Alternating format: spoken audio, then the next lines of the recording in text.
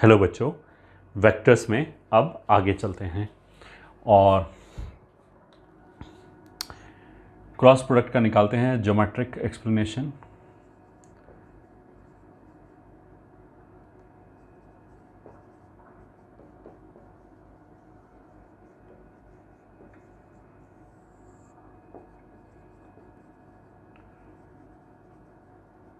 Vector product. तो मान लिया हमने एक पैरेललोग्राम लिया जिसमें ये ए वेक्टर है, बी वेक्टर है, ये परपेंडिकुलर है, ये हो जाएगा B sine theta if this angle is theta. तो फिर इस वाले केस में ए क्रॉस बी का magnitude will be A B sine theta. इसको हम लिख सकते हैं A times B sine theta. ठीक है, इसको चाहो तो ऐसे ज्वाइन कर सकते हैं, ये हमने ज्वाइन किया तो इस ट्राइंगल का एरिया कितना हो जाएगा, half into height into base. और ये दोनों जो ट्राइंगल है दोनों का एरिया बराबर होगा, तो this is 2 into half of A तो हो गया A B and B sine theta हो गया, ये मान लिया फुट ऑफ परपेंडिकुलर एन है तो डी एन। तो which is equals to 2 into area of triangle A B D which is equals to area of parallelogram A B C D. तो A cross B का geometrical interpretation एक क्या आ जाएगा कि this is nothing but area of parallelogram जिसके लिए जो एडजेसेंट साइड्स हैं वो A vector and B vector है। सो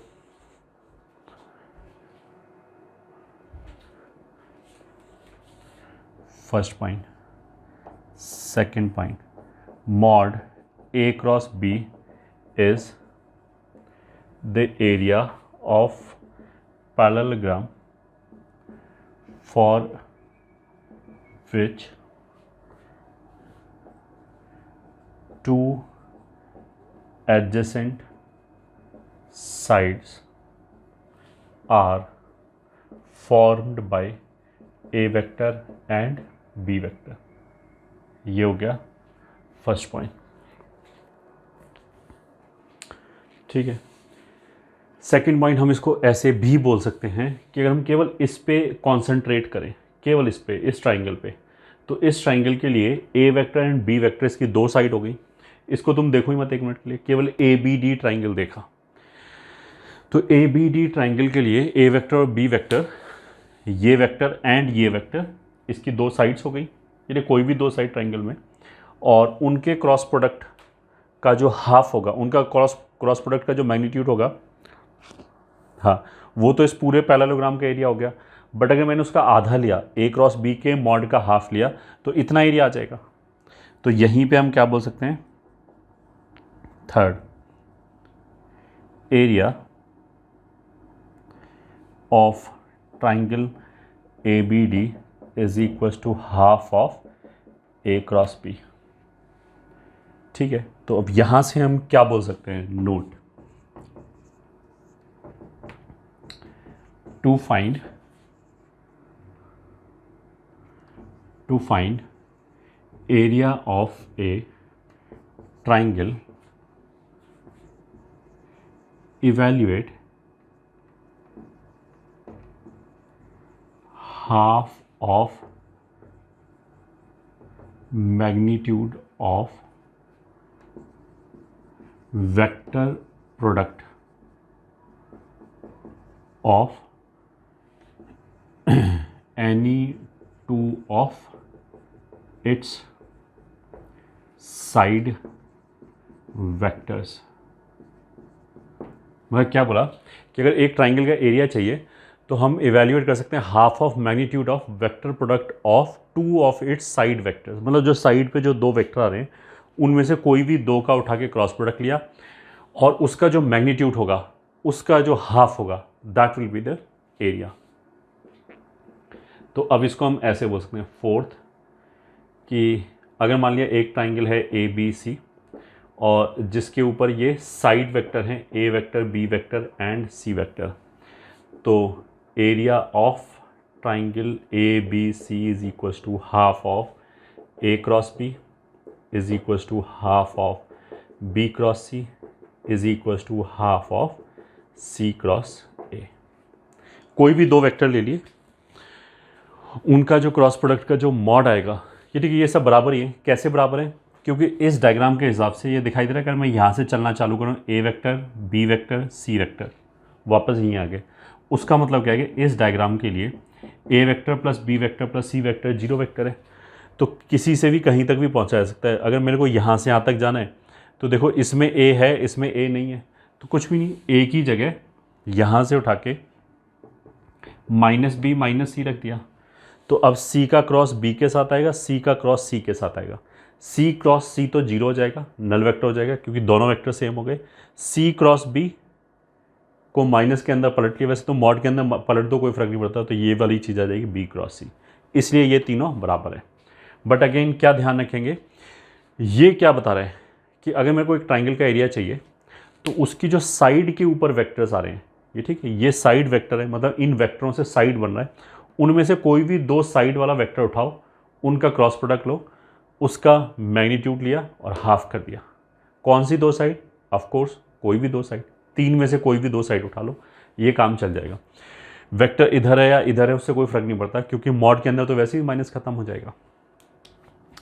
ठीक है, मैं बार बार ये स्ट्रेस क्यों दे रहा हूँ कि साइड वेक्टर, बिकॉज अगर मान लिया हमें ट्राइंगल का पोजीशन वेक्टर दे रखा हो कि ये वर्टेक्स ए है, उसका पोजीशन वेक्टर ए है, ये बी है और ये सी है, तो इस वाले केस में बेसिकली अगर ओरिजिन यहाँ पे तो ए वेक्टर ये है, बी वेक्टर ये है एंड सी वेक्टर ये, मतलब ऐसे जा रहे हैं A B C vector, they are not these 3 vectors. तो इस वाले केस में जो एरिया होगा वो ये नहीं होगा, half of A cross B नहीं होगा, क्योंकि ये वाला एरिया लिखने के लिए तो हमें जो भी साइड के ऊपर वेक्टर आ रहा है वो चाहिए, उस साइड वाले वेक्टर का क्रॉस प्रोडक्ट ले सकते हैं। तो अगर हमें इसका पोजीशन वेक्टर पता है तो हम साइड पे वेक्टर बना सकते हैं। इस वेक्टर को लिख सकते हैं c माइनस बी, अब ये साइड का वेक्टर हो गया, और इसको लिख सकते हैं a माइनस बी। तो अगर इसका एरिया चाहिए, ठीक है, area of triangle with vertices as a vector, b vector, c vector can be given as half of, कोई भी दो वेक्टर आ जाए साइड पे, तो ये दो वेक्टर आ गया, इन दोनों का क्रॉस, तो मॉड के अंदर c minus B cross a minus B, ये हो गया। सो इस वाले केस में area of triangle A B C will be half of, एक तो ऐसे लिखा रहने दिया, दूसरा अगर इसको हमने ओपन किया तो पहले c का क्रॉस आएगा दोनों के साथ, तो c पहले लिखा है तो c क्रॉस ए, इसकी वजह से, इन दोनों की वजह से, फिर इन दोनों की वजह से minus c cross B minus b cross A plus b cross B. अब b क्रॉस बी तो 0 वेक्टर हो जाएगा, तो हट गया। माइनस b क्रॉस ए को पलट के a क्रॉस बी लिख सकते हैं, इसको पलट के b क्रॉस सी लिख सकते हैं, तो ये आ गया half of a cross B plus b cross C plus c cross a। तो अगर a vector, b vector, c vector side बना रहा है ट्राइंगल का, तब तो उनमें से कोई भी दो उठाओ, उसके क्रॉस के मॉड का half will be the area. But अगर a vector, b vector, c vector triangle के वर्टिसेस का पोजीशन वेक्टर है, ठीक है, तब तो फिर ये तीनों टर्म आएगा मॉड के अंदर, a cross B plus b cross C plus c cross A. अच्छा, इसमें भी क्या है, ऑर्डर हमें मेंटेन रखना जरूरी है। a क्रॉस बी और b क्रॉस सी लिखा, यहाँ पे मैंने अगर c क्रॉस ए की जगह a क्रॉस सी लिख दिया तो आंसर गलत आ जाएगा, क्योंकि अभी तो ये जुड़ जाएगा, और अगर मैंने a क्रॉस सी लिख दिया तो इफेक्टिवली घट जाएगा। तो it is very important to write correct sequence. ये ठीक है, साइक्लिक ऑर्डर है, कोई भी वेक्टर पहले लिख दो, मान लिया हमने b लिख दिया, ये ठीक है, फिर b क्रॉस a लिखा, तो b क्रॉस a लिखा है तो अगला वेक्टर a से ही चालू करो, a क्रॉस c, फिर उससे अगला वेक्टर c से ही चालू करो, वापस b आ जाएगा, तो c क्रॉस b ऐसे आएगा। ठीक है, तो पहला क्रॉस दूसरा, ठीक है, कैसे भी पहला दूसरा कुछ भी लिख लो, क्योंकि अंदर अगर माइनस आएगा ज़्यादा से ज़्यादा एक तो वो मॉड की वजह से खत्म हो जाएगा। अगर तीनों में माइनस आ रहा है तो कोई दिक्कत नहीं, एक में माइनस नहीं आना चाहिए, फिर तो आंसर गलत आ जाएगा। तो पहला क्रॉस दूसरा, कोई भी पहला दूसरा ले लो, कोई भी ABC में जो भी तुम्हारी इच्छा हो, बस फिर उसके आगे सब कुछ फिक्स हो गया। दूसरा क्रॉस तीसरा ही आएगा, जैसे फर्स्ट और सेकंड अगर यहाँ पे फिक्स कर दिया हमने तो थर्ड अपने आप फिक्स हो गया। तो पहला क्रॉस दूसरा, दूसरा क्रॉस तीसरा, तीसरा क्रॉस पहला, ये टर्म्स आएंगे तीन। So this is important and of course you are suppose to memorise. अच्छा, कैलकुलेशन के पॉइंट ऑफ व्यू से A cross B plus B cross C plus C cross A, अगर हमें पोजीशन वेक्टर दे रखा है इन तीनों का, अगर इन तीनों का पोजीशन वेक्टर दे रखा है तो हम ये यूज़ करेंगे नहीं, करेंगे तो हम ऐसे ही कि अगर पोजीशन वेक्टर दे रखा है तो A माइनस बी और A माइनस सी, कोई भी दो वेक्टर बना लिए साइड वाले वेक्टर, फिर एक बार क्रॉस लिया, क्योंकि तीन तीन बार क्रॉस लेंगे तो क्रॉस लेने में ज़्यादा एनर्जी खर्च होता है, ज़्यादा कैलकुलेशन खर्च होता है। तो घटाना तो ईजी है, घटा तो हम 1 सेकंड में सकते हैं। ठीक है, तो ये आ गया।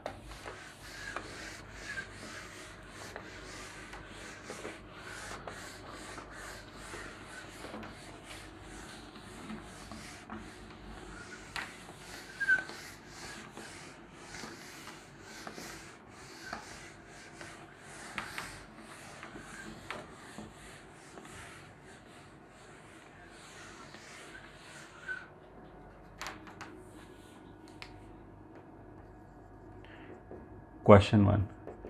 Find area of parallelogram ABCD if first part AB vector बराबर I minus J plus K cap and BD vector बराबर 2I minus J plus 5K। Second part AC vector बराबर 2I plus 3J plus K and, ये तो हो गया AC vector and sorry यहाँ BC vector, ये BD vector बराबर I plus J plus K। Solution.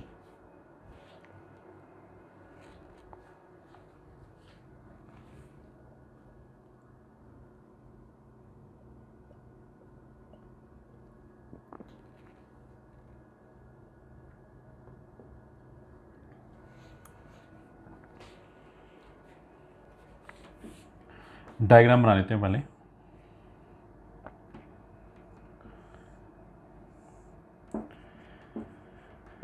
ABCD, ठीक है, find area of parallelogram ABCD। First case में AB वेक्टर कितना दे रखा है 1 माइनस 1 1,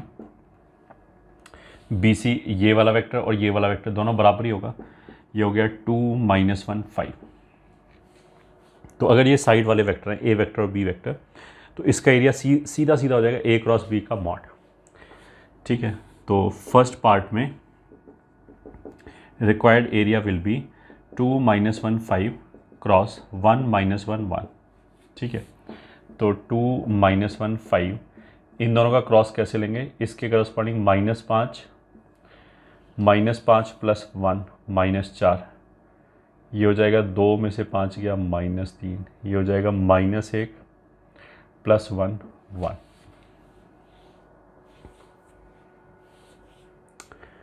और 2 में से 5 गया 3 -1 प्लस 2, हाँ बिल्कुल सही। So that would be equals to -4 -3 and 1 का mod. So that will be square root of, ये सीधा सीधा A क्रॉस B लिखा है, तो 4 square plus 3 square plus 1 square, तो ये 5 स्क्वायर होता है 25 और 1 कितना हो गया 26। ये आंसर हो गया फर्स्ट पार्ट का। सेकंड पार्ट में क्या क्या वेक्टर दे रखा है A B C D, तो उसने एक तो AC वेक्टर दे रखा है AC, ये ठीक है, दैट इज 2 3 1, और एक BD वेक्टर दे रखा है 1 1 1। ठीक है, वैसे अगर इसको मैंने ए वेक्टर बोला और इसको बी वेक्टर बोला तो A C cross B D कितना हो जाएगा, that will be A plus B cross B minus A. तो ये हो जाएगा is equals to A cross B. चलो अगर मॉड ले लेते हैं तो आ जाएगा ए क्रॉस बी, इन दोनों का क्रॉस लिया, ए क्रॉस ए जीरो हो जाएगा, बी क्रॉस बी जीरो हो जाएगा, और यहाँ से कितना आ जाएगा माइनस बी क्रॉस ए। इसको भी पलट के twice of A cross B लिख लेते हैं। ठीक है, जो हमारा रिक्वायर्ड एरिया होगा वो ए क्रॉस बी का मैग्नीट्यूड होगा, तो A C cross B D का जो मैग्नीट्यूड होगा उसका half will be our required area. ठीक है, तो ठीक, एक वेक्टर कितना दे रखा है 2 3 1 और दूसरा वेक्टर इज 1 1 1। इनका क्रॉस लिया तो 3 में से 1 गया 2, 1 में से 2 गया -1 और 2 में से 3 गया -1, ये आ जाएगा। So this will be equals to root over 4 + 1 + 1 root 6। ठीक है, तो रिक्वायर्ड एरिया बराबर ए क्रॉस बी बराबर half of A C cross B D which is half of root 6 या रूट 3/2। ये हमारा आंसर हो गया। ठीक है, ये हो गया फर्स्ट क्वेश्चन।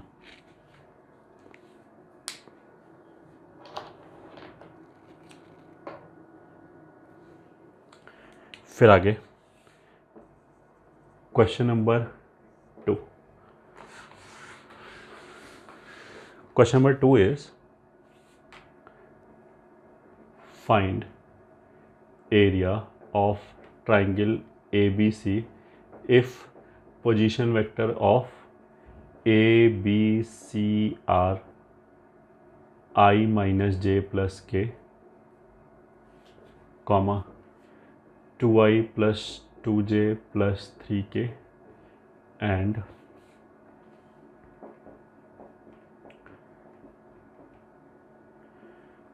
तो आंसर क्या आएगा, रिक्वायर्ड एरिया बराबर half of A B cross A C, ऐसे लिख सकते हैं, which is equals to half of A B का मतलब क्या है, बी के पोजीशन वेक्टर में से ए का पोजीशन वेक्टर घटा दिया, तो इसमें से ये घटा दिया, तो 2 में से 1 गया 1, 2 में से -1 गया 3, 3 में से 1 गया 2 क्रॉस ए सी वेक्टर का मतलब क्या है कि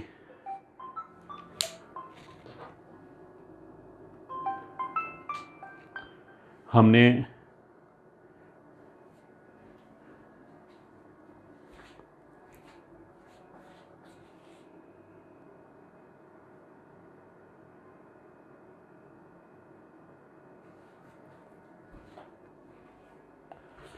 ऐसे ही ए सी वेक्टर के लिए क्या किया, सी में से ए को घटा दिया, तो सी का पोजीशन वेक्टर ये, उसमें से ए का पोजीशन वेक्टर घटा दिया, तो 1 में से 1 गया 0, -2 में से -1 गया -1, -7 में से 1 गया -8, तो यह आ गया।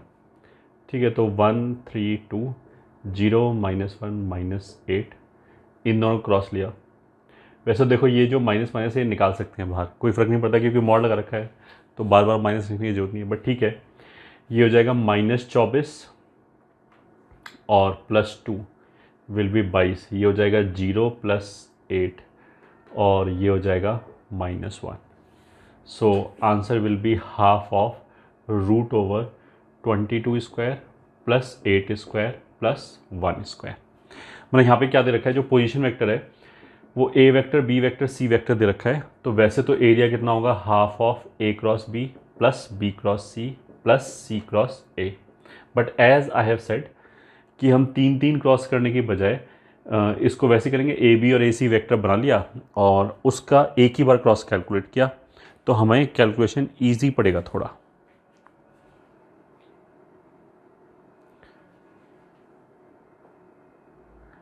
बार बार इतनी कैलकुलेट करने की ज़रूरत नहीं पड़ेगी।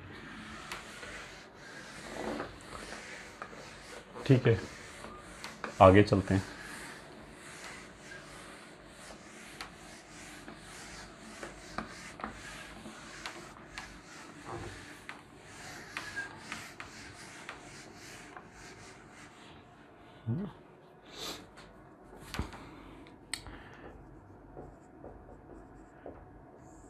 नोट क्या है? First,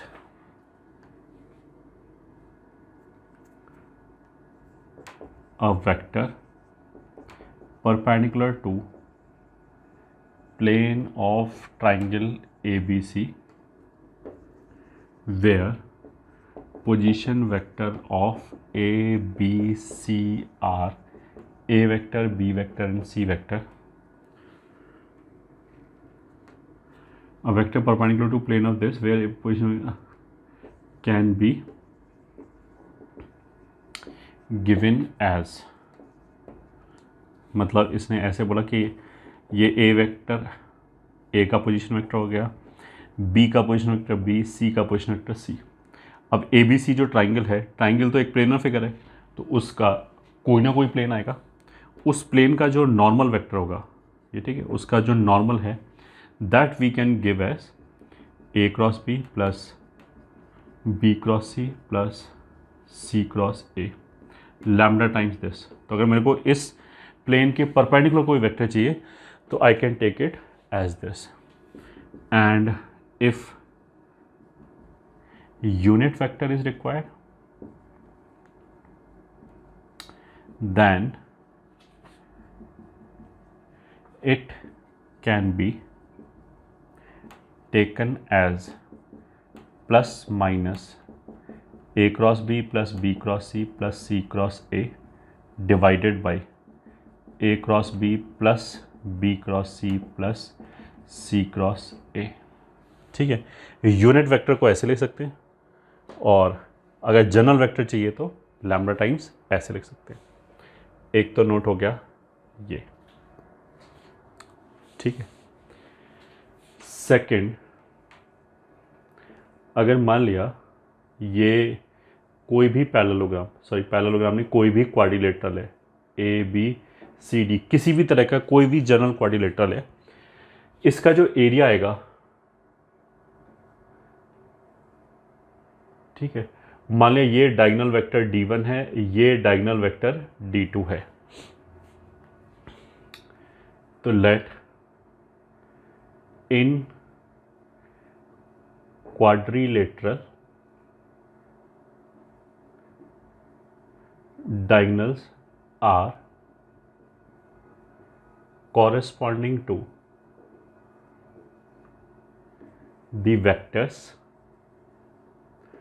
d1 vector and d2 vector, then area, मतलब ये पैरेललोग्राम वाले कुछ भी नहीं है, जनरल क्या बोलते हैं, क्वाड्रिलेटरल है कैसा भी, then area of quadrilateral is given as half of d1 cross d2। ये हो जाएगा, बस डायगोनल वेक्टर अगर वेक्टर हमें पता है तो half of d1 cross d2, मतलब area of A B C D will be half of d1 cross d2। तो अगर ये एंगल थीटा है तो this will be half of d1 d2 sine theta, ये आ जाएगा। ठीक है, अब d1 d2 साइन थीटा में मॉड लगाने की जरूरत नहीं है, क्योंकि d1 लेंथ हो गया, d2 लेंथ हो गया तो पॉजिटिव ही होगा, और साइन थीटा वेक्टर के केस में तो पॉजिटिव होगा ही हमेशा। ठीक है, अगर अगर अगर ये रोम्बस है, ठीक है, तो फिर ये डायगोनल्स म्यूचुअली परपेंडिकुलर होता है रोम्बस में, तो फिर ये साइन थीटा 1 हो जाएगा। तो इसी में note 1, if ABCD is rhombus, then area of ABCD will be half d1 d2। ठीक है, क्योंकि अगर रोम्बस होगा तो ये डायगोनल म्यूचुअली परपेंडिकुलर होगा, d1 वेक्टर और d2 वेक्टर। तब तो इनके केवल लेंथ का जो प्रोडक्ट है उसी से काम चल जाएगा।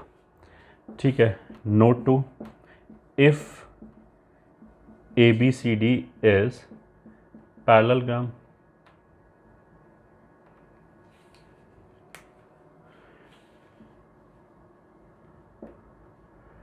then area ABCD will be half of D1 cross D2 तो होगा ही होगा, वो तो कोई भी क्वाड्रिलेटरल हो। पैरेललोग्राम में बस क्या होगा कि एक वेक्टर हो जाएगा A प्लस बी और दूसरा वेक्टर हो जाएगा A माइनस बी। ठीक है, अगर पैरेललोग्राम है तो ये अगर A वेक्टर है एंड ये B वेक्टर है तो ये हो जाएगा A प्लस बी वेक्टर और ये हो जाएगा A माइनस बी वेक्टर। अगर इसको सिंप्लीफाई करोगे तो twice of A cross B का मॉड आ जाएगा। ठीक है, 2 और हाफ कैंसिल हो जाएगा तो वापस A क्रॉस B का मॉड आ जाएगा, जैसा हमने पहले बोला था।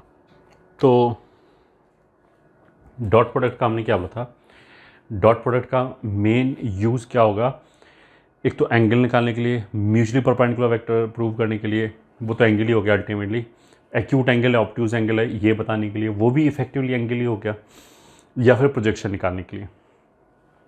ये हम डॉट प्रोडक्ट का यूज़ कर सकते हैं। क्रॉस प्रोडक्ट का यूज़ हम प्राइमरीली कहाँ पे करेंगे, एरिया निकालने के लिए। तो अगर हम किसी डायग्राम का एरिया निकालना हो तो we can use cross product. ठीक है,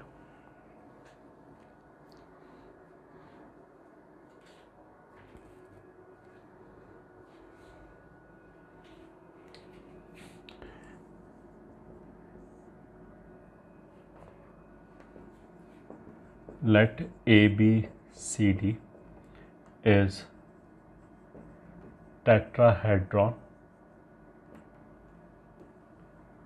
and define area vectors A1, A2, A3, A4 corresponding to 4 faces such that is area of face ABC and is coming out of the face ABC perpendicularly. ठीक है, ABC face के बाहर perpendicular की तरह आ रहा है एटसेट्रा। ऐसे ही चारों एरिया डिफाइन होंगे, area vector. Then prove that A1 plus A2 plus A3 plus A4 बराबर नल वेक्टर। ठीक है, उसमें थोड़ा सा हमें विजुअलाइजेशन खर्च होगा, तो ध्यान से सुने। उसने क्या बोला कि एक इस तरीके से टेट्राहेड्रॉन है। ठीक है, मतलब ये तीनों तो यहीं छोड़ दिया, ये मान लिया D है, A है, B है, C है और D को यहाँ पे उठा लिया। इस तरीके से 4 फेसेस आ गए। अब ये जो फेस है ABC, ये वाला जो फेस है ABC, उसके करस्पॉन्डिंग एक एरिया वेक्टर हमने डिफाइन किया जो परपेंडिकुलरली है इस फेस के, और वो A1 वेक्टर हो गया। ठीक है, फिर हमने लिया ACD, मतलब फिर हमने लिया ABD। ठीक है, इसके परपेंडिकुलरली जो एरिया वेक्टर है वो मान लिया A2 है, वो तो सिमेट्री है कैसे भी मान लो, और ये जो फेस है उससे बाहर की तरफ आ रहा है। इस वेक्टर का जो मैग्नीट्यूड है वो इसी एरिया के, इसी फेस के एरिया के बराबर है। मैग्नीट्यूड जिस फेस से भी बाहर आ रहा है उसके एरिया के बराबर है और डायरेक्शन परपेंडिकुलरली बाहर है। ठीक है, उसके बाद ACD आ जाएगा, तो वो ये पीछे वाला फेस हो गया, तो वो परपेंडिकुलरली ऐसे बाहर जाएगा और ये हो गया A3 वेक्टर। ठीक है, फिर लास्ट में बचा BCD, वो इस फेस के परपेंडिकुलर हो गया, वो A4 वेक्टर हो गया। ये डायग्राम है। हमें प्रूव क्या करना है कि A1, A2, A3, A4 का वेक्टर समेशन नल वेक्टर है, मतलब ये सारे जोड़ेंगे तो कैंसिल हो जाएगा। तो हम कैसे कर सकते हैं, कैलकुलेशन को कम करने के लिए हमने क्या किया, इसको ओरिजिन बोल दिया, ठीक है। तो एक वेक्टर कम हो गया और इसके पोजीशन वेक्टर को ए वेक्टर बोल दिया। तो जो भी डी से वेक्टर शुरू होगा वो जहाँ तक भी पहुँचेगा उस पॉइंट का पोजीशन वेक्टर होगा। तो ये वाला वेक्टर ए वेक्टर हो गया, ये वेक्टर बी वेक्टर हो गया और ये वाला वेक्टर सी वेक्टर हो गया, ठीक है। अब देखो ध्यान रखो कि एरिया क्या होगा, किसी भी ट्राइंगल का एरिया क्या होता है, उसकी साइड पे कोई भी दो वेक्टर लो, उनका क्रॉस प्रोडक्ट लिया, मॉड लिया, हाफ लिया, वो उस फेस का एरिया हो जाएगा, ठीक है। बट यहाँ पे मेरे को तो एरिया वेक्टर चाहिए, तो half of vector corresponding to side का जो प्रोडक्ट आएगा उसका मॉड, वो तो एरिया हो जाएगा। और डायरेक्शन के लिए हम मॉड हटा देंगे, क्योंकि जो भी ए क्रॉस बी वेक्टर है वो ए और बी के प्लेन के दोनों के परपेंडिकुलर होगा। तो जैसे ये वाला फेस आया, मान लिया ए टू वेक्टर की बात करें, तो जो ए टू वेक्टर है वो इस फेस पे आ रहा है जिसपे दो साइड वेक्टर ए वेक्टर और बी वेक्टर है, ठीक है। अब मेरे को ये इंश्योर करना है कि क्रॉस प्रोडक्ट ऐसे लेना है कि बाहर की तरफ आए। तो अगर मैंने देखो इस डायग्राम के हिसाब से ए क्रॉस बी किया तो बाहर की तरफ जाएगा, बी क्रॉस ए करेंगे तो अंदर की तरफ जाएगा, तो सारे एरिया बाहर की तरफ आने चाहिए। तो from this diagram solution A two vector will be half of A cross B, ठीक है। मैग्नीट्यूड ले लिया तो वो इस फेस का एरिया आ जाएगा, ठीक है, जो भी क्या बोलते हैं स्केलर एरिया होगा। वेक्टर बनाने के लिए हमने मॉड हटा दिया, बस इस बात का ध्यान रखा कि बाहर की तरफ आ रहा है। फिर ऐसे ये जो है DBC, इसका जो एरिया है वो A4 है, तो इसमें भी हमने B क्रॉस C किया, तो B क्रॉस C जब करेंगे तब बाहर की तरफ आएगा।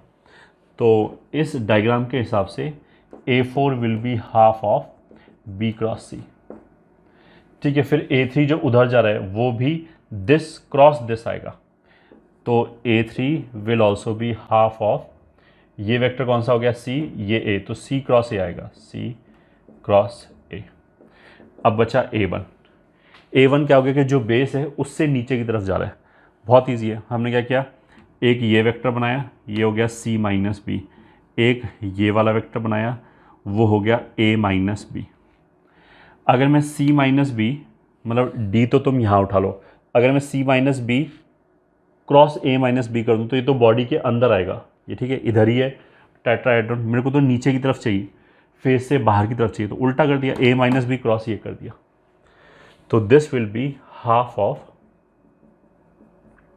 A minus B cross C minus B, ये हो गया, ठीक है। अब इन सबको जोड़ दिया तो ये आ जाएगा A1 vector plus A2 plus A3 plus A4 vector is equals to half of A cross B plus B cross C plus C cross A, ये तो हो गया ये तीनों, इसमें इसको भी ओपन कर दिया, प्लस ये हो जाएगा A क्रॉस सी, ठीक है, माइनस बी क्रॉस सी, फिर माइनस A क्रॉस बी, फिर प्लस बी क्रॉस बी। अब बी क्रॉस बी तो आपस में खुद ही जीरो हो गया, खुद ही मतलब नल वेक्टर हो गया, माइनस A क्रॉस बी ऐसे कैंसिल हो गया, C क्रॉस ए और A क्रॉस सी एक दूसरे का नेगेटिव है, ये कैंसिल हो गया और ये भी कैंसिल हो गया, तो इसलिए कितना हो गया ये जीरो वेक्टर। दैट मीन्स कि चार फेस के करस्पॉन्डिंग जो एरिया वेक्टर है उनका sum you will have as zero vector, ये प्रूव करना था। So hence proved.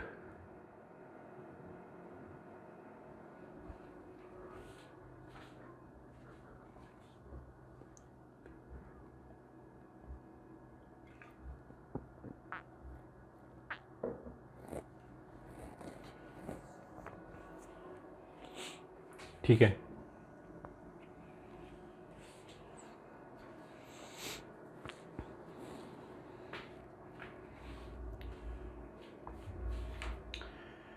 Question 2, let A cross B बराबर A cross C,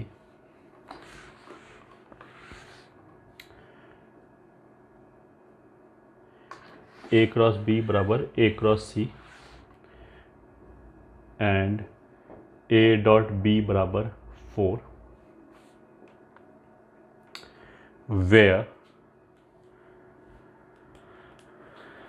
B vector बराबर आई plus j plus k and C vector बराबर 2i minus J plus 3k, find A vector. ये question है, ठीक है।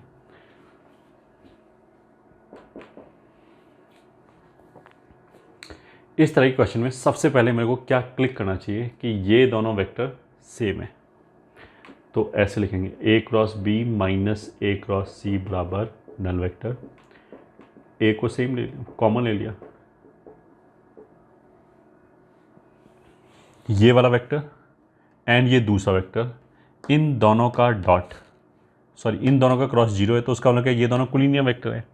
कोलिनियर वेक्टर का मतलब क्या कि एक वेक्टर दूसरे का लैम्डा टाइम्स है। तो हम ए को ऐसे मान सकते हैं lambda minus B. Collinear vector का मतलब ये है कि एक वेक्टर दूसरे के टर्म्स में लिखा जा सकता है। So that is equals to lambda times B minus C, मतलब बी में से सी घटा दिया, तो एक में से दो घटाया माइनस एक में से दो, एक में से तीन घटाया माइनस दो, ये वेक्टर हो गया, ठीक है। ऐसा करने से आ गया। अब एक इन्फॉर्मेशन देखा है ए डॉट बी बराबर 4, तो बस यहीं से आ जाएगा ए डॉट बी बराबर 4। This implies lambda times dot B कितना है 1 1 1 इज़ 4, तो लैम्डा टाइम्स ये हो जाएगा -1 + 2 -2 बराबर 4, और lambda is equal to -4। Ultimately A vector निकालना है, तो यहाँ लैम्डा का वैल्यू रख दिया, तो hence A vector will be -4 times -1 2 -2, तो -4 into this will be 4i cap -8 j cap +8 k cap. ये हमारा आंसर हो गया, ये हमारा अननोन वेक्टर हो गया ए। क्वेश्चन कर लेते हैं, question number 1। If p vector is equals to 3a minus 5b, q vector is equals to 2a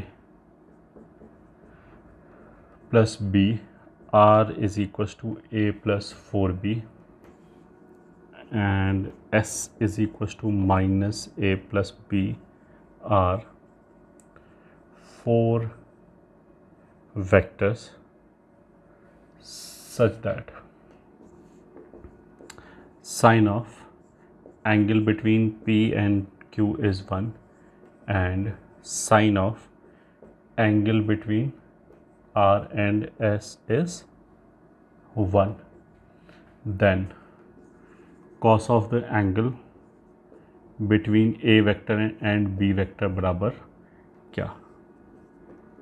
एक तो ये क्वेश्चन है। Question 2, let u v w be such that u का mod is equal to 1, v का mod is equal to 2, w का mod is equal to 3। If projection of v along u is equals to that of w along u, and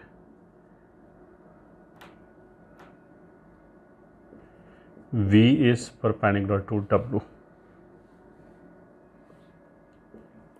then mod of u minus v plus w का mod बराबर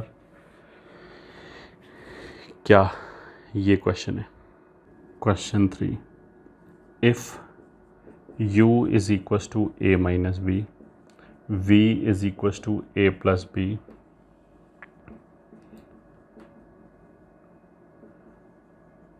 then u cross v is equal to given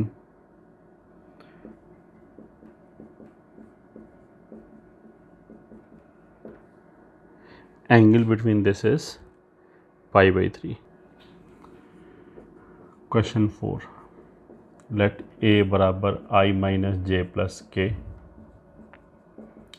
B बराबर आई plus 2j plus 3k and C vector is such that c is equals to 4 and c dot a बराबर 0 बराबर c dot b, then find c.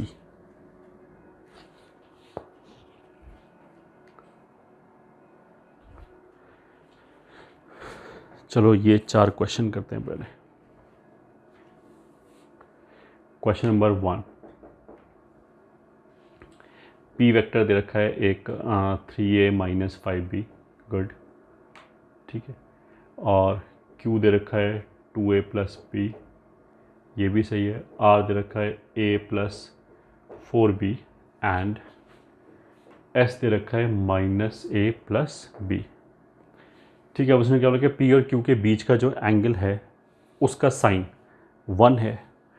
किसी भी angle का अगर sign 1 है तो cos 0 होगा, तो sine of angle between P and Q is 1।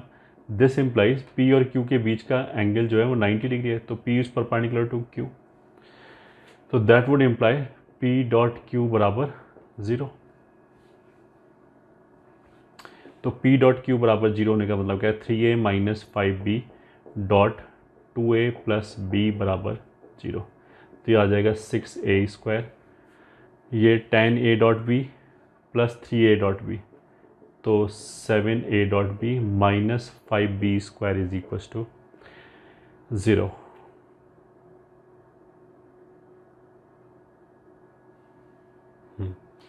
ये आ गया बिल्कुल।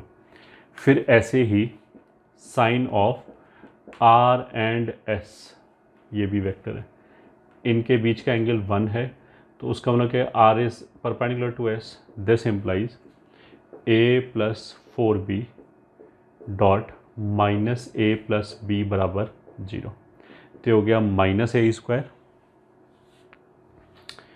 और 4a dot b plus a dot b, तो minus 3a dot b plus 4b square बराबर 0, ये हो गया। फिर इसने बोला कि cos of a dot b चाहिए, मतलब a और b के बीच का एंगल चाहिए अल्टीमेटली, ठीक है।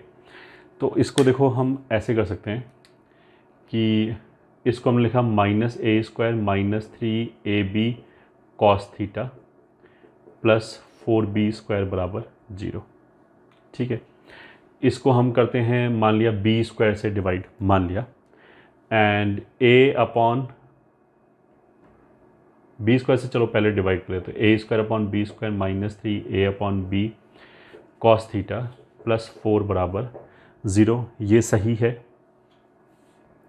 अब हमने क्या किया, a अपॉन बी को 1 मिनट के लिए लैम्डा बोल दिया, तो यहाँ से रिलेशन कितना आ जाएगा, lambda square plus 3 lambda cos theta minus 4 बराबर 0, एक तो यह आ गया। और ऐसे ही फिर इस इक्वेशन से आ जाएगा, इस इक्वेशन से आ जाएगा 6 lambda square minus 7 lambda cos theta minus 5 is equal to 0, ठीक है। अब इन दोनों के बीच में एक वैल्यू तो ऐसी होनी चाहिए कि जो दोनों जगह पे सेटिस्फाई कर रहा है, ठीक है।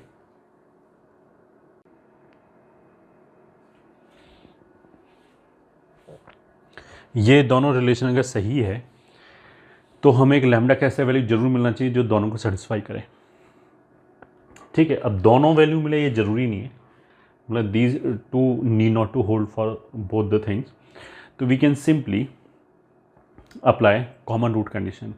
एक तो मतलब ऐसा कर सकते हैं, हम घटाते हैं, लैम्डा का वैल्यू निकालें, फिर उसको वापस रखते हैं एंड सो ऑन। दूसरा, सिंपली हम कॉमन रूट कंडीशन लगा सकते हैं, ठीक है। मतलब इन दोनों के बीच में कम से कम एक लैम्डा तो ऐसा होना चाहिए जिसके लिए दोनों कंसिस्टेंट आ जाएं, तो उस वैल्यू के लिए कॉमन रूट कंडीशन लगा दी। कॉमन रूट कंडीशन होता है ऐसे कोने वालों को मल्टीप्लाई किया तो ये हो जाएगा -5 -24 तो 24 माइनस 5 का square is equal to this into this minus 7 cos, this into this plus 18 cos, फिर दिस इंटू दिस, हाँ 15 cos, this into this plus 28 cos.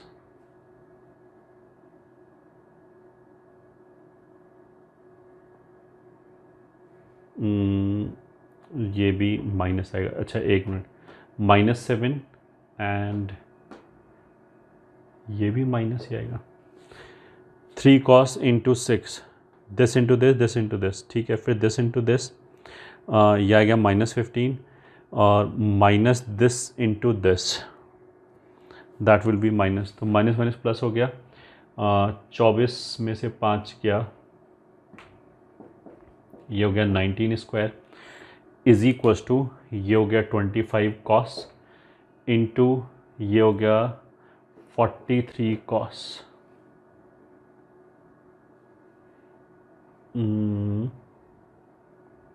हाँ बिल्कुल सही है, तो cos will be equal two plus minus 19/5√43।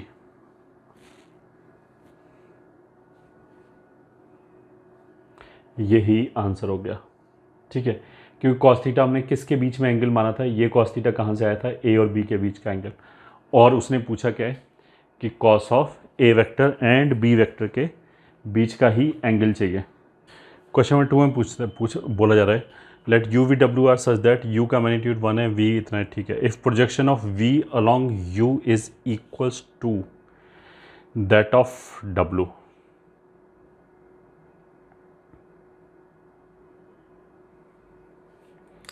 अगर इसने बोला है कि हमने एक वेक्टर v लिया, v and w are perpendicular, okay, पढ़ने में थोड़ा गड़बड़ हो गया, let U V W be the vector such that u का मैग्नीट्यूड इज 1, v का मैग्नीट्यूड इज 2 एंड w का मैग्नीट्यूड इज 3, ठीक है, if projection of v along u is equals to that of, miss हो गया इसलिए गड़बड़ है, that of W along U and V and W are perpendicular, okay, then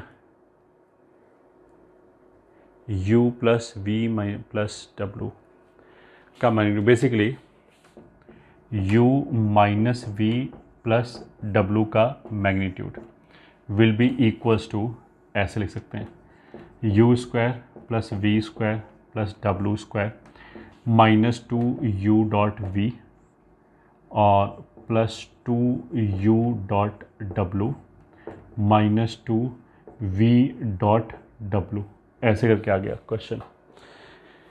यहाँ से देखा है v और w परपेंडिकुलर है, तो ये ख़त्म हो गया, ये 0 हो गया, this is equals to u के स्क्वायर का मैग्नीट्यूड कितना हो गया 1, v के स्क्वायर का मैग्नीट्यूड कितना हो गया 4, w के स्क्वायर का मैग्नीट्यूड कितना हो गया 9 -2u.v। u का प्रोजेक्शन अगर हम v के along, if projection of v along u, हाँ अगर हमें v का प्रोजेक्शन u के अलोंग निकालना है, ठीक है, ये मान लिया v है और ये u वेक्टर है, अगर इसका प्रोजेक्शन निकालना है तो ये वाला लेंथ कितना हो जाएगा, जिसका प्रोजेक्शन निकालना होता है v, उसका u कैप के साथ मल्टीप्लिकेशन ले लिया, is that of w along u, तो that is equals to w का प्रोजेक्शन u के अलोंग, ऐसे आ गया। अब दोनों तरफ अगर हम u के मैग्नीट्यूड से डिवाइड कर दें तो ये जो u कैप है वो पूरा u वेक्टर बन जाएगा, तो ये आ गया v.u is equals to w.u, तो उससे क्या हो जाएगा v.u बराबर w.u, ये कैंसिल हो गया, तो इतना ही बचा बस, तो ये आ गया √14, यही आंसर आ गया।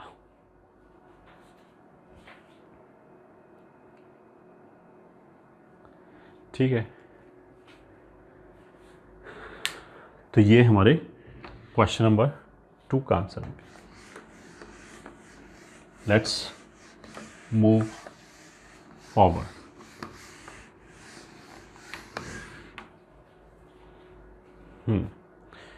थर्ड में क्या बोला है, अगर u a माइनस बी है, v a प्लस बी है, ठीक है, a और b का मैग्नीट्यूड 2 है, देन इज इक्वल्स टू, ये ठीक है, गिवन a और b के बीच में, ओके, u क्रॉस v का magnitude, solution 3 is equals to u is nothing but a minus B cross a plus B is equals to a cross a 0, ये minus b cross a, ये twice of a cross b आ जाएगा ultimately, that will be equals to 2ab sine theta, that is 2, a का magnitude 2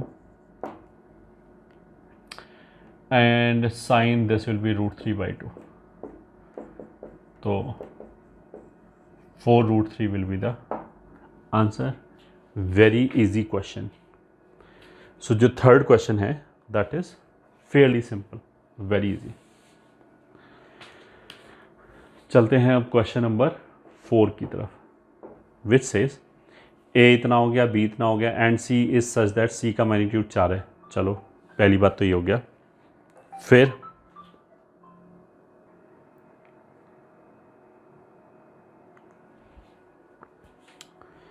question number 4 में उसने क्या बोला कि let A is this, B is this and C is such that C का magnitude 4 के बराबर है। एक तो ये दे रखा है कि सी का मैग्नीट्यूड 4 के बराबर है, दूसरा सी डॉट ए 0 है, उसका मतलब क्या है कि सी ए के परपेंडिकुलर है, एंड सी डॉट बी भी 0 है, उसका मतलब क्या है कि सी बी के भी परपेंडिकुलर है।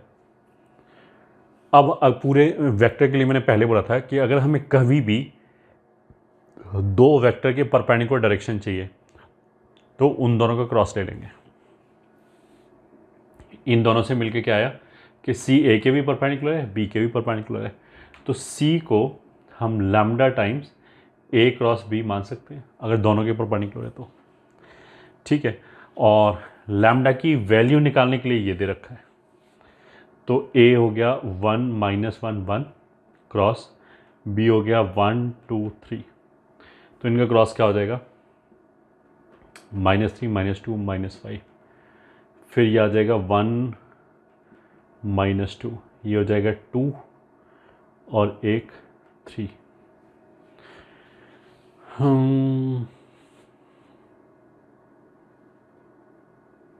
सही है।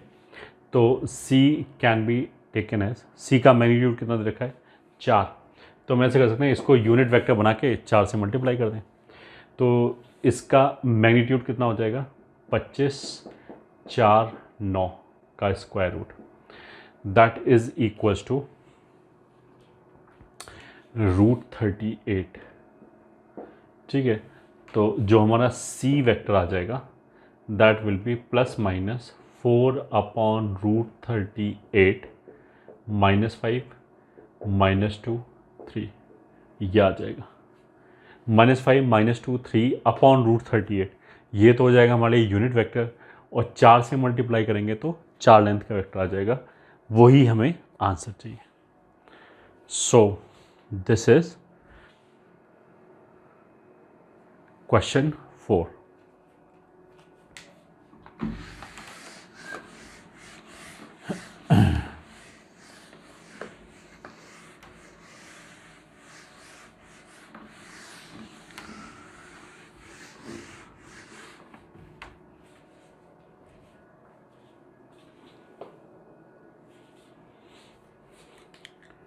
एक और करते हैं question 5, let A, B are fixed points and C is a variable point, then find locus of C if first part AC cross A B का mod is equal to, if A C cross A B का mod is equal to constant, ये ठीक है, given C lies in first part a plane passing through A and B. Second part, in space. तो question basically दो parts में है। पहले वाले पार्ट में क्या बोला है कि जो C है वो A और B के थ्रू एक प्लेन जा रहा है, फिक्स्ड प्लेन है, उसी के अंदर लाई कर रहा है, एंड ऑफ कोर्स इसको सेटिस्फाई कर रहा है कि AC क्रॉस AB का जो मॉड है वो हमेशा कांस्टेंट आएगा। ठीक है, तो हमें सी का लोकस बताने कि सी कहाँ पे मूव कर सकता है। क्वेश्चन, पहले तो हम ऐसे मानते हैं कि ये जो बोर्ड का प्लेन है सी इसी के अंदर लाई कर रहा है। ठीक है, फर्स्ट पार्ट के लिए वो एक फिक्स प्लेन में लाई कर रहा है, तो प्लेन मान लिया ये बोर्ड का प्लेन है, यहाँ पे एक पॉइंट ए दे रखा है, एक पॉइंट बी दे रखा है, ये दो गिवन फिक्स्ड पॉइंट हो गए।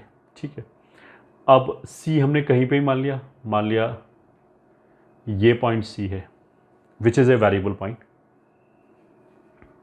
ठीक है, बोला रखा है सी वेरिएबल पॉइंट है। A C cross A B fixed है।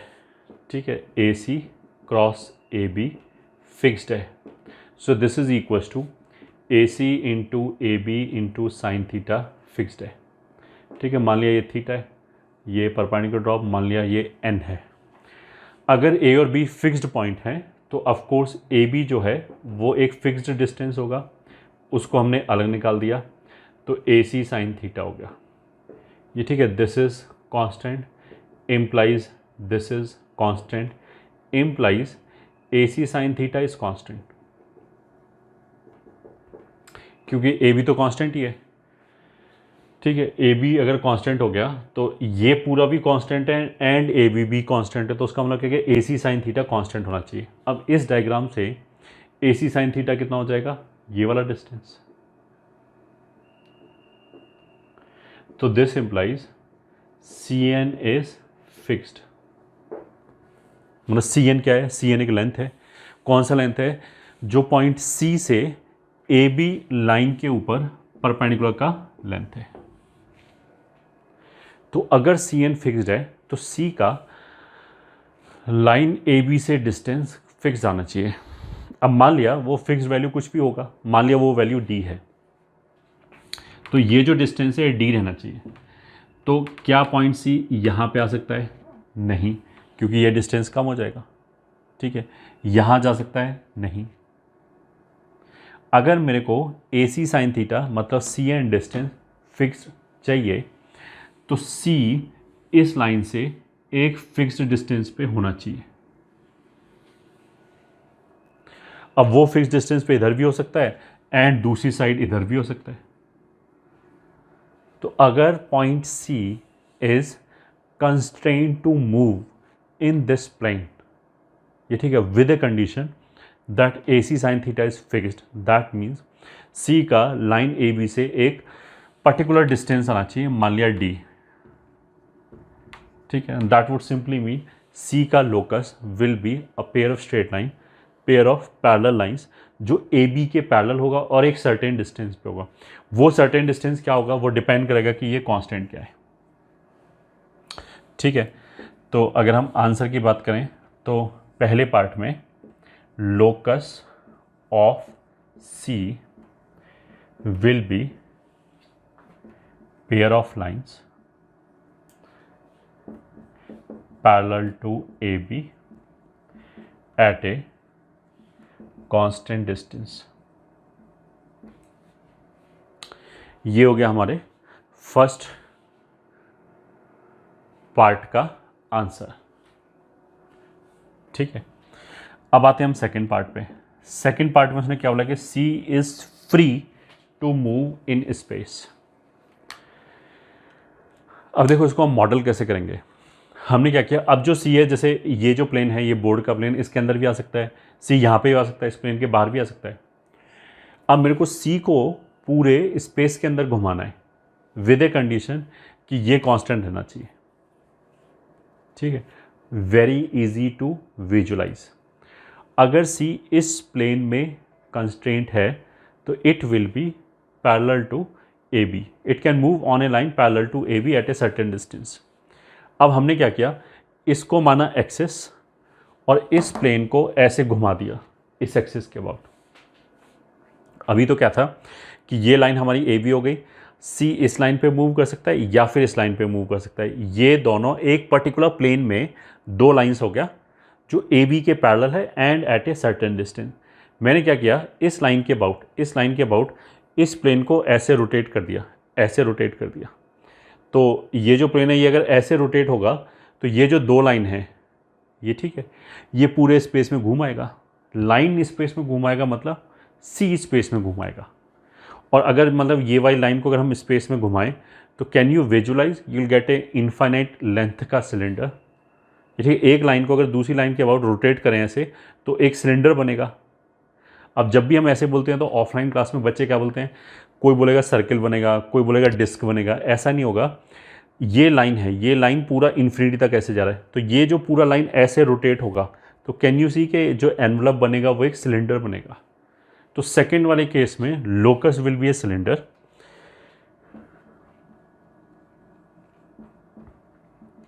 Will be a cylinder